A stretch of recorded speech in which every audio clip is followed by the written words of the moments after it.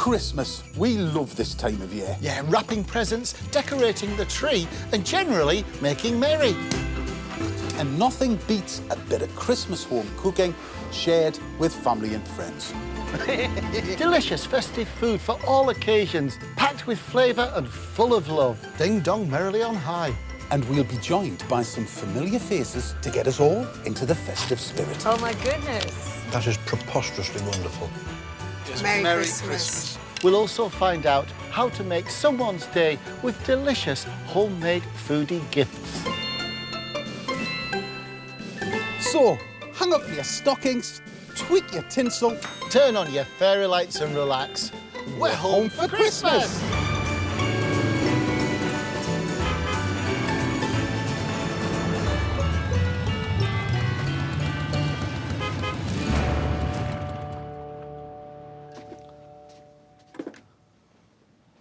Christmas is the perfect time of year for feel-good food. There are some dishes that put a smile on your face because of their loveliness. And others that just put, well, a spring in your step. We're cooking a delicious nut roast, so you can have a break from all that meat. Plus, a hazelnut ricotta and pear cake that makes you happy even before you taste it. And Paul Martin joins us for some festive cheer. I think one of my best Christmas days was when I was about 12 years old getting a chopper bike. With a gear stick in the middle and three gears. Yeah. Oh. Handlebars up there. Yes. I was the leader of the pack, guys. Oh. But first, a couple of great ways to use winter veg. We're going to be making some pumpkin gnocchi, then we're going to make some wonderful parsnip nests with a winter salad. But it's for those days, you know, when you've had enough meat. You just want something fresh, you want something nourishing and healthy. And it's nice. Look, there's a little bit of effort involved, but you know what? It is quite simple effort and worth it if you just follow the steps. I've got some baked potatoes. Now, they've been in the oven for about an hour and a half, as has this lovely pumpkin. And it's a great idea to use pumpkin in the gnocchi. It makes the gnocchi lighter. It also gives it a wonderful festive colour too. It is, it's lovely. Like sun-kissed gnocchi. Right, so I've got 4 parsnips here. Now what we'll first do is top and tail them and peel them. Then I'm going to julienne them and fry them lightly and form them into nests and bake them. So peel them first. This is a peeler with a difference. It's a julienne cutter. Dead cheap to buy, but watch this. You just run it round your parsnip, and out come, like parsnip spaghetti. We want quite a lot of these because we're going to make 12 parsnip nests. So we're going to start on the pumpkin now. I'm just taking the flesh out. The seeds we don't want, and the stringy bits we don't want. So we're going to take those out of the way, and then just put this flesh to one side. I'm looking forward to meeting Paul Martin. I love Flogget. Oh, it's great. It is. He's a nice man as well. He is, but he's a vegetarian. And he's had an interesting life. He's got such incredible tales. He has. Pumpkin, by its very nature, retains a lot of water. So what we need to do is put it into a dry frying pan and dry it out. And this is like my parsnip straw. And we just put that into the frying pan just to make it soft enough to mould into the nest shape. Right, I'm quite happy with that. That's going to be a brilliant basis to the dorsai. That's lovely. Now, we mix the pumpkin with the potato. I think that's the great thing now, mate, isn't it, about vegetarian dishes? They're part of the mainstream. But sometimes it's very good to give meat a bit of a rest for yourself and also, I think, for the planet as well. Absolutely. Now, I have to let these go cold because I'm going to mix an egg through. And that's the glue that's going to form the nests. If I do that now, I'm going to end up with parsnip scrambled eggs. Not good. Not good at all. Plain flour. There we go. Mix it halfway. We need an egg. Now we're going to add some lovely, finely grated Parmesan. Now, although this is a vegetarian dish, we are using Parmesan cheese. Now, we know that's not vegetarian, but you can get a very, very good vegetarian alternative Parmesan. You can that. Now, over here, the parsnips, they've just kind of cooled down. They've got those ribbons and they're quite malleable. I'm just going to stir this through my cooled parsnip straw. Just put it into your muffin tin and kind of form it around the sides. It looks remarkably like a nest. This is a great one to do with the kids because it sounds Christmassy.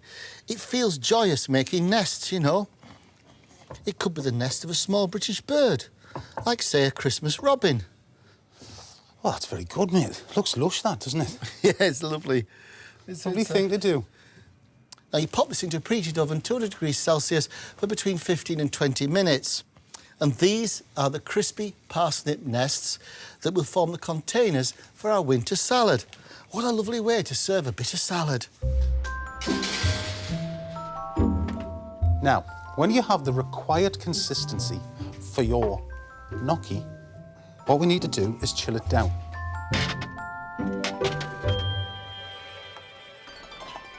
That's one that's been rested, Si. Lovely. We're going to make kind of gnocchi sausages. Then we're going to cut them into little gnocchi shapes. Then we're going to put a fork on to make that gnocchi-like indentation. Oh, that's great, mate. Bit rustic, bit lovely. Now, we need to make the winter salad for the nests and also some sage butter for our lovely gnocchi. So in the salad, we've got some beautiful chicory, little bit of taste. We've got some finely sliced onions. Now, what we've done is we've just taken the edge off those onions by just putting them in freezing cold water for a bit. And then we've got some hazelnuts and some beautiful red cabbage. Now, the salad dressing. We've got some hazelnut oil as a base for the dressing, some sherry vinegar, some mustard, and we've got the zest of half an orange and the juice of a whole orange. Again, it's quite a festive dressing. Isn't it funny that oranges are so kind of tropical and Mediterranean, and yet they become such a big part of all our Christmases? Simon, how's your dressing? There you go. That's a great winter salad, isn't it? It's a lovely, lovely and really, really simple. Me nests.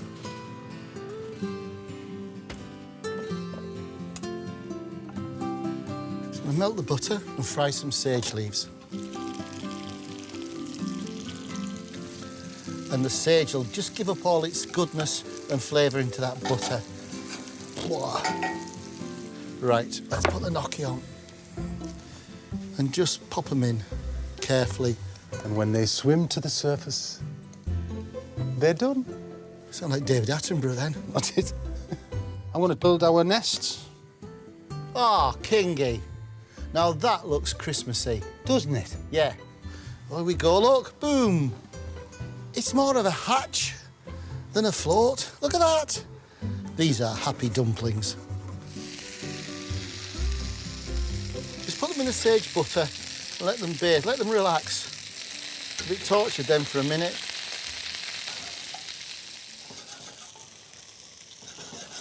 Oh, man.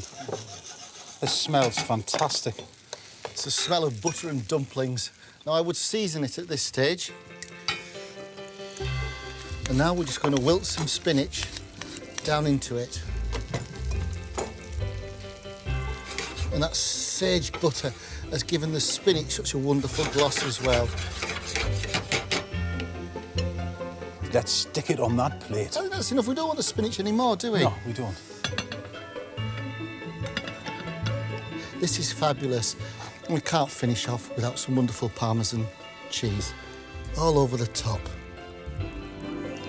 Now, if that doesn't say Christmas, I'll eat me hat. Which first, Si? Gnocchi. Oh, Mr. Gnocchi. Yeah, no. This would be our favourite. Bit of spinach. That is really good gnocchi. It's perfect gnocchi. Now, this is fun. This is going to make you feel a bit of a giggle. That is so tasty. It's glorious. Absolutely love it. Love it. It makes me feel good. Feel good about the food you eat. Marvellous. Squash and sage gnocchi with winter salad and parsnip nests. It's light and packed with flavour.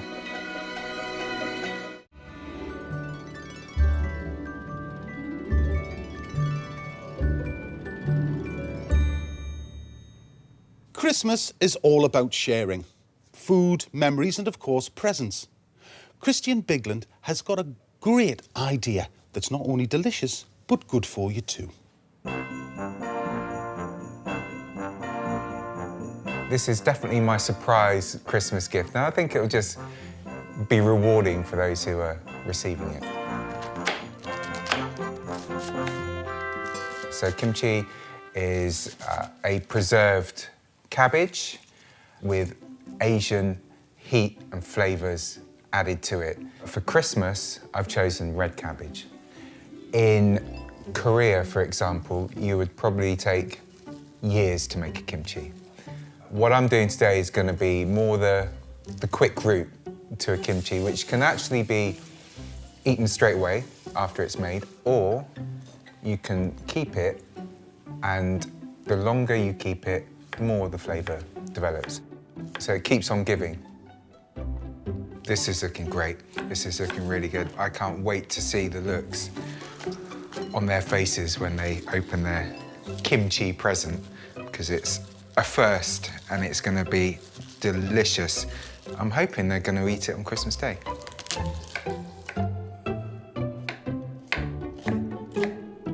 The more time you put in, the more love you put into your gift, i.e. you've made it with your own hands, I think there's far more value in that than buying something off the shelf. Whatever time over Christmas, I think kimchi's got a place, and there it is. There it is, the alternative Christmas gift. It's going to be a cracking kimchi Christmas.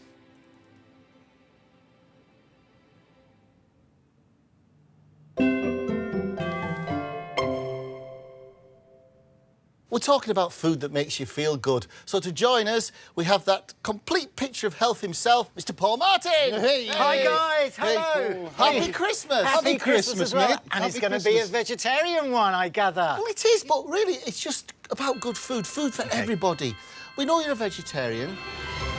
We've done you our nut roast. And it's a break from all those big, heavy flavours as well. And this is a great one for the big day itself. So you're going to be really creative. A lot of people get put off by a nut loaf because Yes. it does look like a house brick, doesn't it? It does. really? It does. And some of it tastes like a house brick. Indeed. Yes. Well, we're going to start with some sherry vinegar OK. and some cranberries. What we're going to do is bring that up to temperature so they plump up all lovely. While that is happening, I'm going to fry off some shallots in the pan. At the minute, I'm just wilting down some spinach in the butter. It's been washed well, and it's still a bit wet, and that's enough liquid to cook the spinach. How long have you been a vegetarian? Since I Paul? was about 16. when I Oh, grew up really? in Cornwall, yeah. Yeah, and was it a moral issue for you? It was a rather moral than issue, the yeah. taste of meat? Yeah. Behind where we lived, we were sort of on the coast in Falmouth, and there was an abattoir behind, and when the wind was blowing in the wrong direction, you got that nasty smell. How strict a vegetarian are you, Paul? Do you eat cheese? Oh, I love cheese, yeah. Eat cheese, eat egg, lots of milk. Yeah, I mean, I do... Up until about the age of 19, I had a bit of chicken, Yes. you know, a bit of white meat, but then I kind of thought, no. If I'm going to do it properly. Do it properly. Yeah, yeah. Yeah, so no meat. I think when you're cooking vegetarian food, you have to be aware of the flavours and textures. Sometimes it's harder to cook. Yeah, everything's kind of built around the meat, isn't it? It kind of work outwards. So, you know, it's kind of easier to actually serve a meal up. It is. This is the perfect break. Brilliant. But it is a bit of a celebration as well, because we've got a wonderful mushroom gravy, we've still got wonderful cranberry sauce, and all the trimmings. So it's still a full-blown Christmas meal. And it's nice to have everything with it, isn't it? You know, the parsnips and the Well, I think Brussels it's and only the fair. peas. You know, it's only fair. Yeah. I think. Yeah. So what's Christmas like in the Martin household? We put the music on, we got the CDs on, you know, a bit of Nat King Cole and all the Christmas carols. Lush. And is food a big part of that? Major, yeah. And we all get stuck in, and I prep all the Brussels, put the little crosses on the bottom. You know, we get the roasties ready, we get the parsnips ready. You know, we do the whole thing properly. But what do you cook on Christmas dinner? Well, we do a turkey. Turkey is not vegetarian. No, I know, but we do have a lot of, you know, meat eaters. And that doesn't bother you? It doesn't bother us. Oh, So we bro. put a turkey in the oven, we do all of that, we have proper gravy, you know, from the stock. Yeah. And we have you know, like a nut roast as well, so How it's pretty good. Actually, that's very similar to our households too. Yeah, you know, and everyone shares in with the veggies. All of the earthy flavours of these of the nut roasts now starting to come together. So we've got the onion, we've got some olive oil, we've got the mushrooms in there, and then I've I just can smell it. grated some parsnip. okay? And that, again, is a sweet note and really earthy. But look how that spinach has come down. Gosh, that's come down to nothing, isn't it? I've just wilted that in butter and we're leaving that to drain, because what you don't want to do in a nut roast is put in wet spinach, because it just makes the whole thing fall apart. Right, oh, that's a good tip. Now, to get a bit of chew in this, I've got freekeh, which I've just cooked according to the packet. It's just been boiled till it's soft. You could use spelt. Spelt's really good in this. It's a bit like barley, and it gives it a chew, but it's so good for you. So you put the freekeh into a bowl. Now, to that, I've got some nuts here, and it's mixed nuts. I've got some pecan nuts, almonds, cashew nuts, and hazelnuts. And I suppose this is the engine room of your nut roast. So we just put that into a little processor. You can do this by hand, but this is just so quick. And just pulse this, so we don't want it chopped it too much. That's starting to smell really good. The chopped nuts go in with the freekeh. Oh, it just smells fantastic. I'm It's just got a going to woody give you smell to a it. little whiff. It's woody, isn't it? And Oh, gosh, I could eat that now. Yeah, it's all right, isn't it? These are backpack chestnuts, because if anybody's done it themselves, by the time you've tried to peel off all the brown skin, you've probably lost the will to live. Yeah. But for the nut roast, these are ideal. And chestnuts and Christmas, to me, they go together. They do, actually, don't they? Yeah. You'd be interested in this. Somebody bought me a Victorian chestnut roaster. You basically open a hatch, put your chestnuts in, light your fire underneath, and turn the drum slowly. And the roast chestnuts Oh, how are epic. nice. And that's something that comes out every year. I'm not going to put that on Flog It, though. No. no, I don't. No, Hang on to that. That would be a keeper. That's what we say. It's a keeper. it's a keeper, yes. Were you always interested in history? I think I got that from my mum's side, yeah. My mum was a graphic designer. She was an artist and illustrator. Dad was a teacher. Oh, wow. Yeah. So, yeah, I didn't follow in his footsteps, that's for sure. I didn't have the brains. Oh, well, I have to say, I don't know. I think through the programme you learn such a lot. So I think you're an educator as well as a presenter, and as, you know, it's an amazing That's show. kind of you guys. Now, the chestnuts I've just chopped roughly, and I put them into the freekeh and the crushed nuts. I'm going to take that spinach and just, again, chop that roughly. Do you cook at Christmas? No, I get involved with the prep, but, you Right. know, and I kind of help lay the table and organise the booze and stuff like that. Yeah. And, you know, the nibbles. But my poor wife's there, stuck in the kitchen doing it all. Now, the spinach has been chopped, and that goes into the bowl. And now, breadcrumbs. And we give that a mix.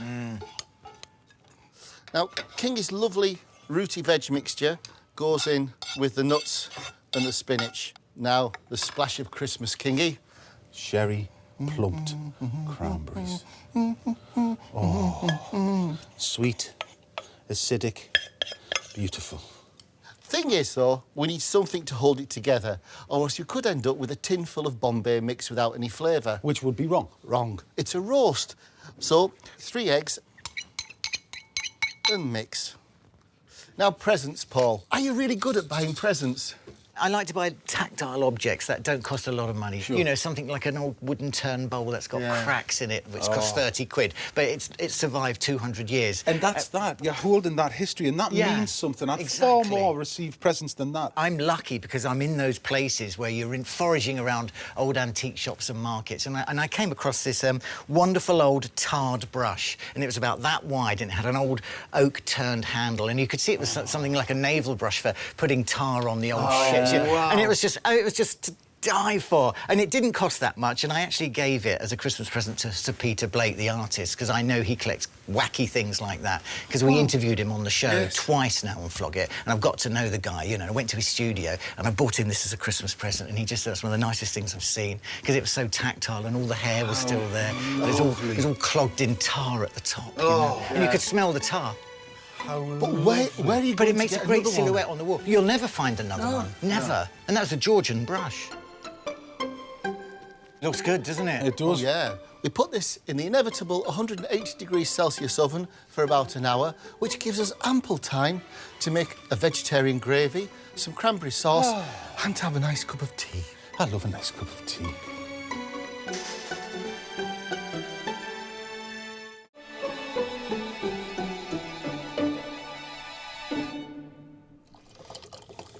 Lovely. Thank you very much. It's great to have you on the show, mate. Well, It thank you for really is. inviting me. It really is. It's lovely. I'll just sit and have a bit chat on. I love it. It's so nice to find out, you know, you've done so much telly, you know, from Flog It and many other series, but you've had such an interesting life. And it all winds up with you having such a wonderful, grounded Christmas. You know, Christmas for me is all about the family coming together, you know, and being a happy, loving unit and sort of sharing times and memories. When my mum and dad were alive, we'd go down to Cornwall. Charlotte's parents live in Cambridge, so we'd go over to Cambridge, or they'd come to us. So, you know, you take it in turns and you move around the country, but you all pitch in. Wherever we are, we always pitch in, do the washing up, you know, do the cooking, the dress setting, and just stuff like that, and kids' entertainment. Do you have many brothers and sisters? Was it a big Christmas down in Cornwall? I have one sister down in Cornwall. We always had a lovely family Christmas down there where we had relations come to us because they all lived in the home counties, and Cornwall's a nice place to go for Christmas, so everyone would gravitate west. So we always had a house full. Dave and I have got a present for you. Bet you'll never guess what this is, Paul. I think I can. Is it a mini pair of drumsticks? I couldn't possibly say. Is it? Couldn't It say. feels like it. You have to- you a have couple to of open it. pencils. Oh, it is, look. Yeah. I can see the little acorn heads. Oh, look at that.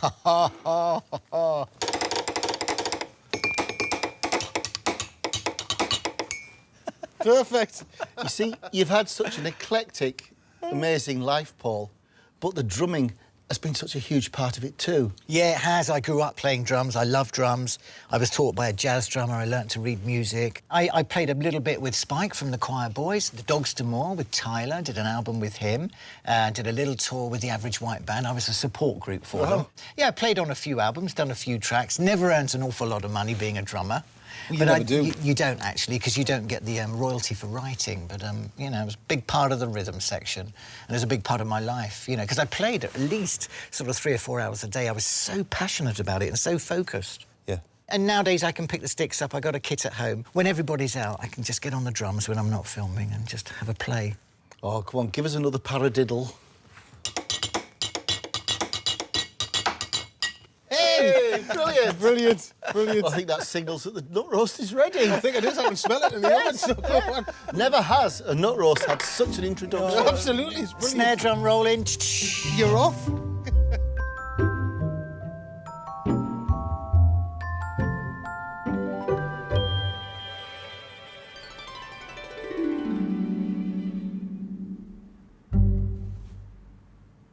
About 10 minutes till the roast is ready. Right. I'll do a beautiful sauce, mushroom sauce, a little bit of cream because it's Christmas to go with your nut roast. Very How's that nice. sound? Yeah. It's not like a gravy, it's more of a sauce. So I do the cranberry.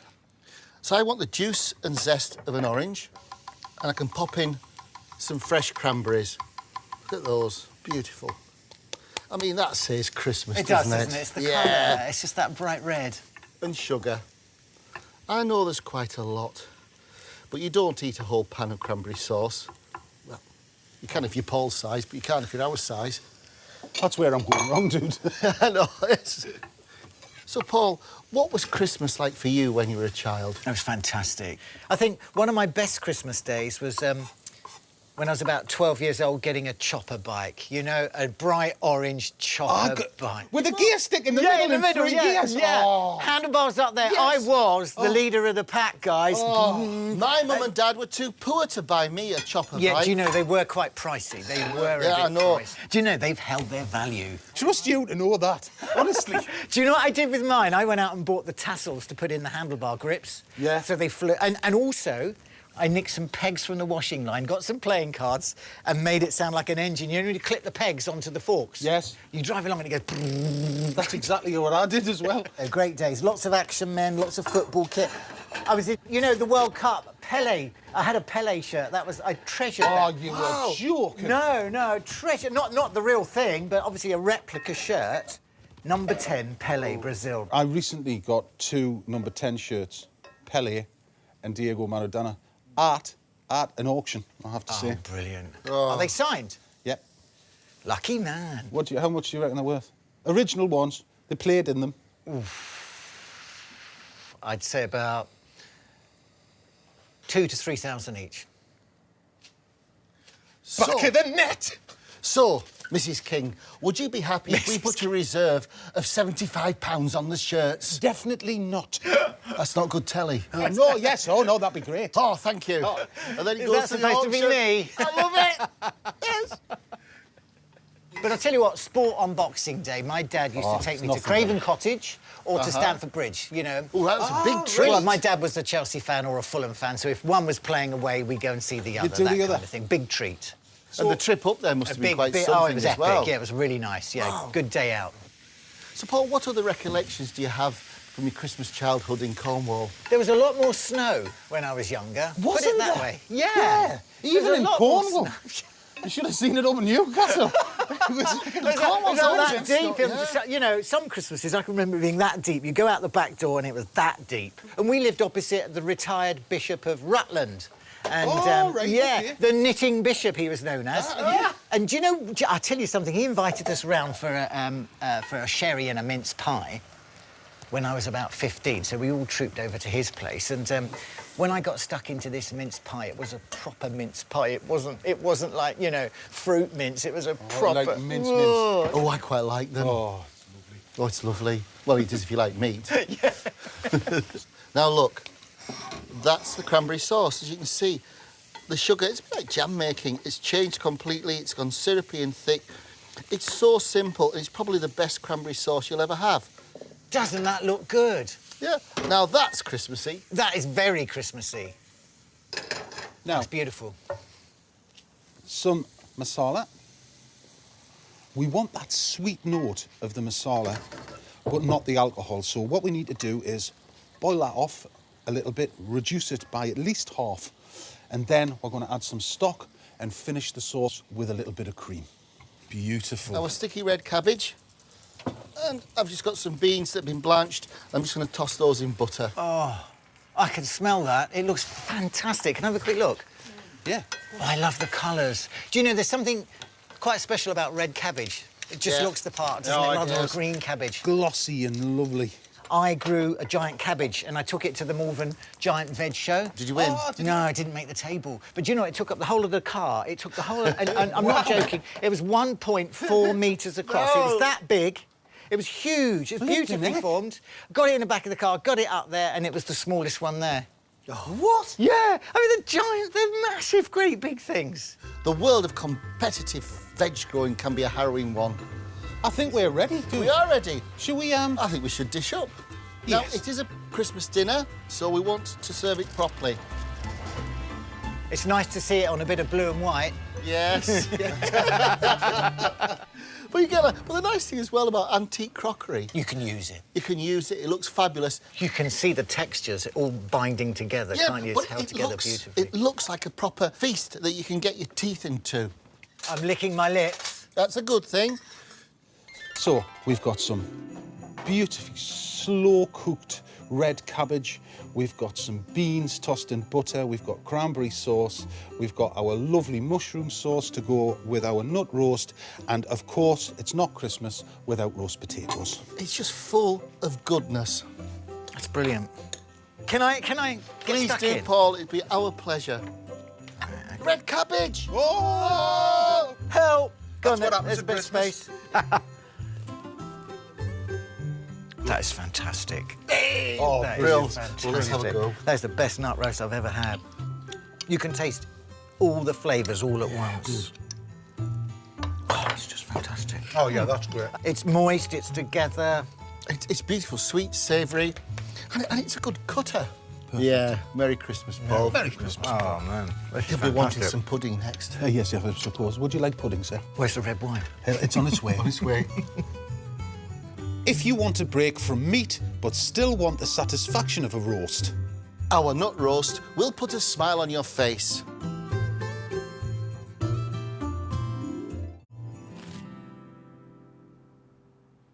If you're looking for a gift for foodie friends, then why not make your own? Eshy Brown has a beautiful idea for a present.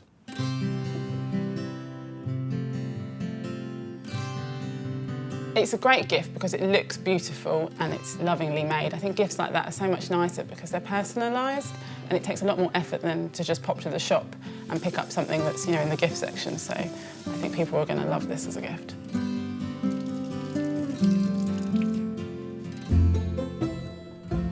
This recipe involves dried rosemary and red currants. It's quite nice. You can buy preserving bottles, but it's quite nice to pick up ones of unusual shapes, so something hexagonal or with beveling, that sort of thing, and it just gives it a bit more of a unique look as well. Virgin olive oil is obviously the best to use, but you can just use ordinary oil because you're infusing it with lots of flavours, so just make it taste really lovely.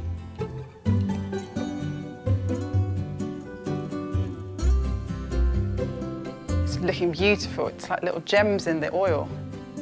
You're not limited at all to just those flavours. There's so many different things you can experiment with. So this one's thyme, lemon and orange peel. We've dried the citrus fruits out and popped them in there with it, and it's going to taste lovely on chicken. So this is the same, it's rosemary and red currant, but I've added edible glitter to it. It doesn't add anything to the flavour, just looks really pretty and Christmassy.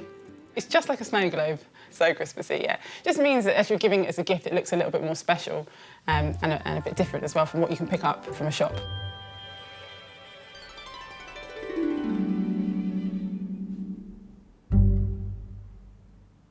Well, Paul, your wish is our command. We got a bit of Malbec. Are you going to join me? Oh, yes, absolutely. Yes, we feel It's the Christmas. The spirit of Keith Floyd is upon us. Merry Christmas. Merry Christmas. Merry Christmas. Christmas cheerio. Lovely. Right, so we need to move on to something sweet, a dessert. Yes, indeed. But how do we follow our rather successful nut roast? We have an idea. We're going to do you a pear and hazelnut cake. What a good combination. It's really special, and it's laced with eau de vie, and it's laced with hazelnut liqueur. This is a proper grown-up treat. That's fantastic. But it's lighter than an angel's kiss. Oh. Have you been kissed by an angel? I certainly have a couple of times, really. Oh, thanks, mate. Hey! This is the flour in the cake. Noddle, noddle. And that is the hazelnuts. Now, they've been hazelnuts. You buy them. They're already skinned. Put them in a food processor. And about, the same texture as ground almonds. Now, while Dave's doing that, I am going to start to cream together 6 eggs and some caster sugar. Now, this is very important for this cake. You start low like that, and then as soon as you've got the first egg in, turn it up to full. And then just keep adding eggs. If you don't get the air into the eggs, into this part, your cake will be like a carpet tile. So that's quite key then, to really give that a good beating. Yeah, you need to get... What we're looking for, Paul, is that the colour will change, it'll triple in volume, and it'll go a really light, pale colour. Into the hazelnuts, I mix the flour. And in this pan, I'm melting down the butter. Do you guys go on a diet after Christmas? Go for Yes. it, yes. Yes. Flipping heck, yes. Yeah. But Paul, I gather one of your claims to fame is you actually did work on the movie Santa Claus. I did.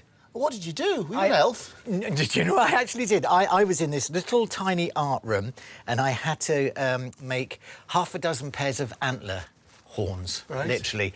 Be creative with papier-mâché and wire mesh. Wow. So how did that transfer itself to antiques? I bought a flat in Richmond, right on the river, right near Eel Pie Studios Yeah. in St Margaret's, where Pete Townsend worked. And I bumped into Pete, and because I played drums and I was this, keen, semi-professional drummer, and I had a van to carry my drums around in, he said, "Do you want to work for me?" So I worked for Pete Townsend for a couple of years, which was really great. As a studio gopher, moving kit for Elton John and The Who and, people like that. And, yeah, so I had a great time there. And I met somebody in his studio that was into antiques, and on the weekends we used to go off and do the markets. And it was really getting the exposure to the Portobello Road and Camden Lock and Camden Passage about the age of 24, 25, 26.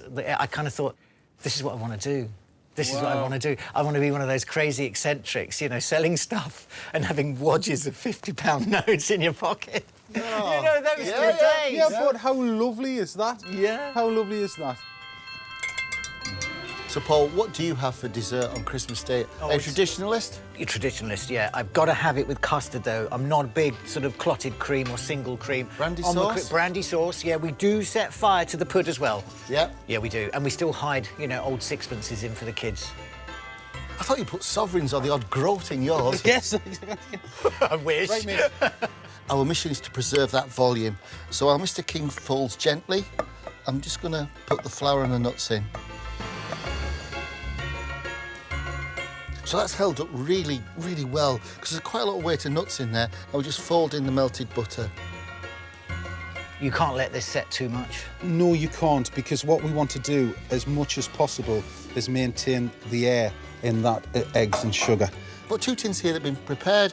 A simple sheet of baking parchment, just half in this tin and half in that tin.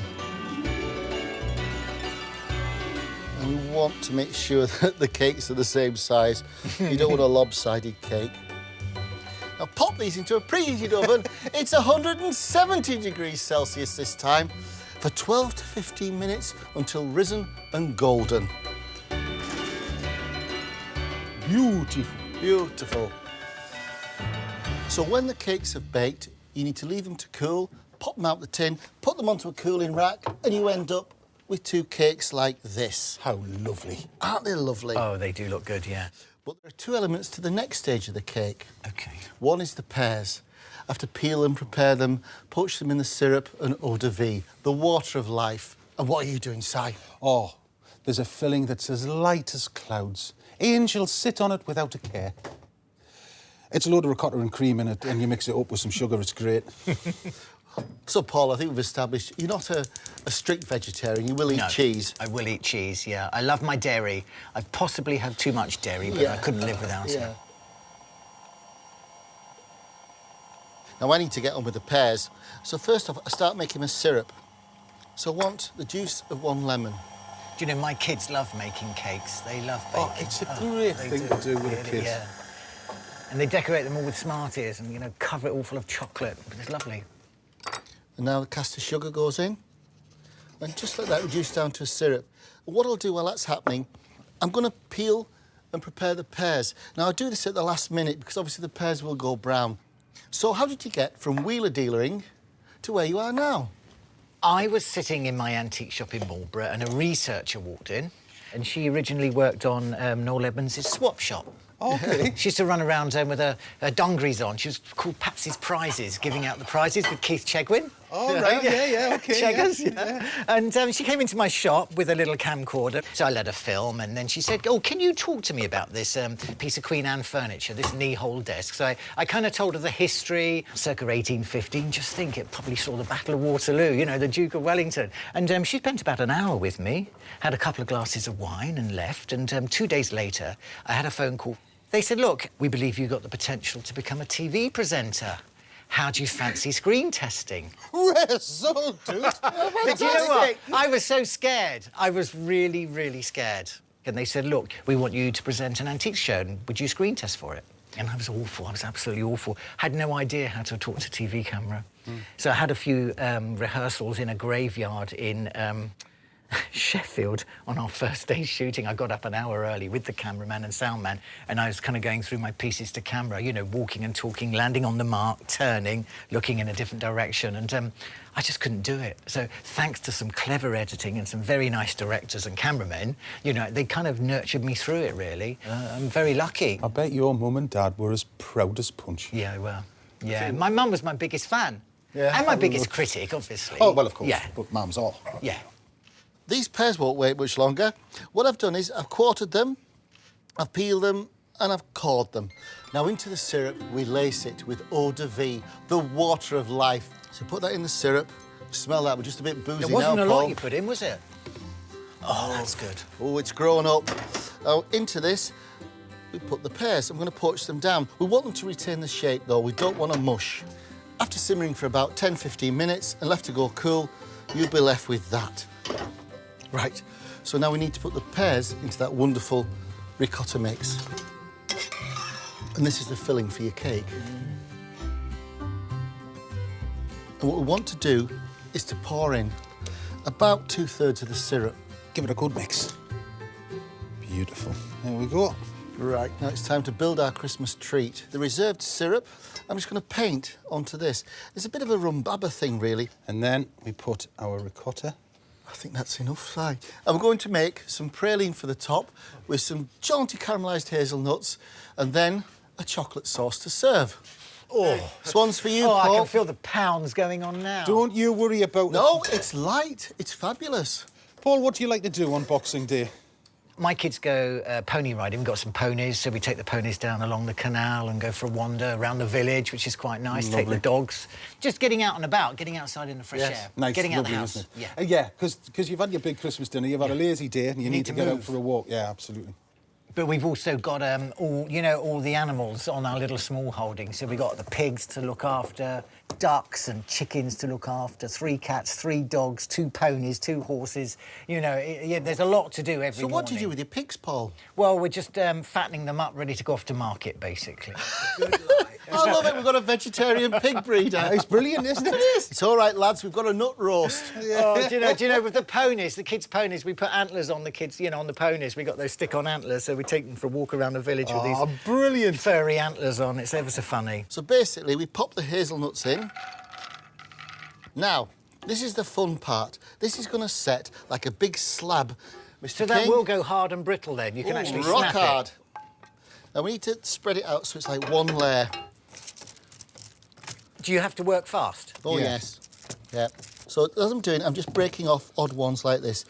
And I can stop when it's about a dozen. The rest can set into a slab. Oh, well done, mate. Quite sticky, isn't it? Very. Yeah. It's also very hot. I think that's there, mate. I think they are. And when it's cooled, it looks like this. Now we put that into a food processor and process it into crumbs, and that is praline.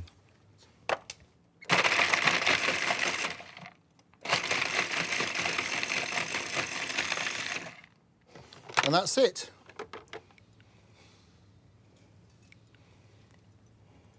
I don't mind if there's a scattering on the dish, 'cause I think it looks so lovely. Absolutely. Yeah, it's kind of frosty.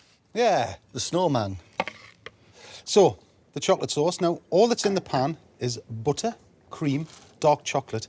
Now we're just about to tickle it with the festive feather that is Fra Angelica, or hazelnut liqueur. It's looking like Christmas. Oh, look at that chocolate sauce. Now look at that. You see? Just look at the strata. It's firm but fair. That's teasing me. Paul Martin, Merry thank you. Christmas. Do you know- Merry Christmas, Merry mate. Christmas, guys. You're spoiling me. That's fantastic. Exceptionally light. It is, Yes. isn't it? It's what I would call a slightly grown-up cake. Doesn't need an awful lot of chocolate. No, it doesn't, does it? No. This cake is perfect for a winter's day. Put the kettle on, cut a slice and smile. All of this really sums up the essence of Christmas. It really does. And great company as well. I drink to that. Cheers. Cheers, Paul. Cheers, Paul. Merry Christmas. Merry to you, Christmas, mate. And yours. And all your And Merry love. Christmas. Merry Christmas. And Happy New Year.